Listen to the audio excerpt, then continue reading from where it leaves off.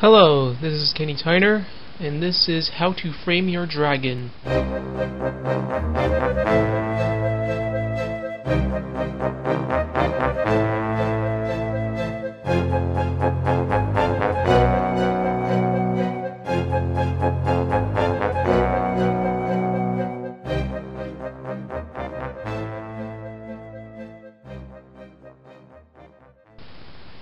Now, before I tell you about the stop-motion animation process, I want to tell you more about the model I made.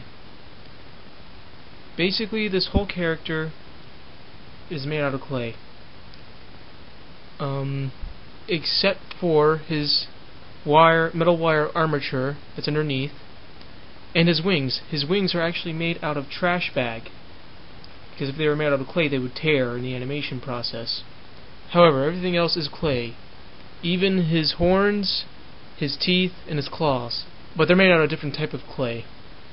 They're actually made out of air dry clay, because if they were made out of the same bendable clay as the majority of the body is, they would not work well. They wouldn't stay consistent, and they would morph into the main body, and it just wouldn't look right.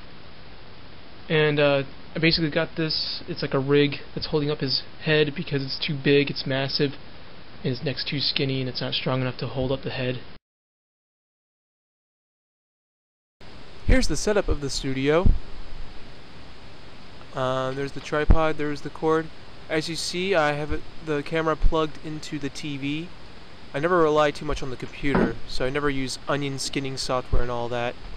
Part of the reason is because I own a Vista. And now let's get back to the lighting. Okay, you make sure your puppet is posed in the position you want, and you turn on all your lights. One light for the front of the object, one for the background, and one for the more of the side. That's 3 lights. Usually that's preferred.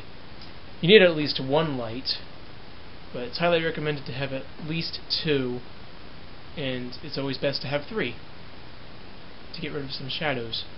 And usually you get the kind with the adjustable neck.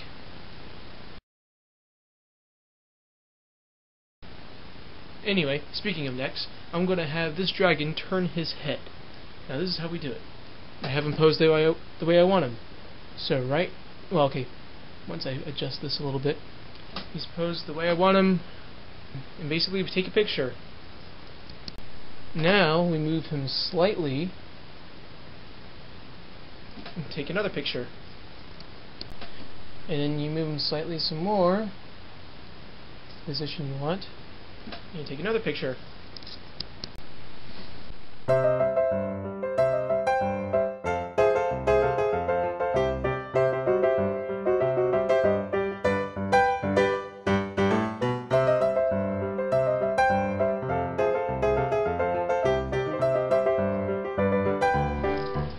And basically, you continue the sequence until you are done. Alright, now since I used the rig, and it was mainly in this area, I'm basically taking a picture with the dragon's head out of the way. And you'll see what I mean when I show it to you on the computer as to why I did this. But basically, I left the dragon in here to not change the white balance so much. And you'll see why. In the editing portion of this video, we are pretty much deleting the rig. So you open up the picture in Windows Paint, you set the tools to polygon, use the thickest line, then you use a color that's not in the picture, so I picked like a very bright blue, right click it and left click it, then you pretty much build the polygon on top of the rig, as you see, and it covers up the shape of the rig.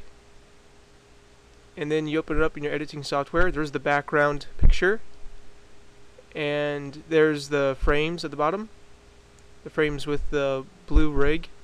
Then you just key out the blue using chroma key, and the rig is gone. Now in some software, and some people use Windows Paint, you can do this as well. And I hope this was helpful to show you how you delete rigs in animation. Now here is the final animation.